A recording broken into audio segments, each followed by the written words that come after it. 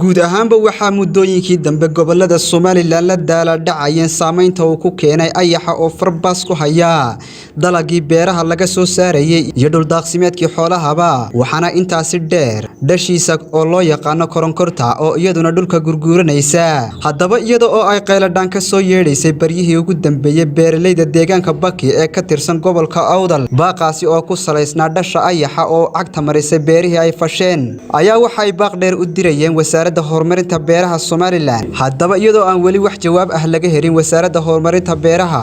ayaa waxa maanta guud ahaanba si aad looga dareemay degmada Boorama iyo nawaaxigeeda ayax aad u tiro badan oo isku daba socda raxan kaasi oo qayb ka mid ah la sheegay in ay ka imanayaan dhinaca xuduudka Itoobiya oo la sheegayo in ay baaxsanayaan diyaaradaha qumaatiga u kaca ee lagula dagaalamo ayaxa ee dalkaasi Itoobiya muuqaaladan aad arkaysaan ayaa ah raxan ayaxa oo ku habsaday seeraha waqooyi ee magaalada Boorama si kastaba ha ahaatee ayaxan haddii aan la helin gurmad guud oo lagula dagaalamo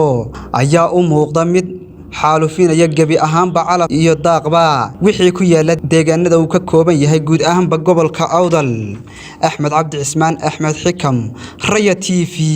Boorama.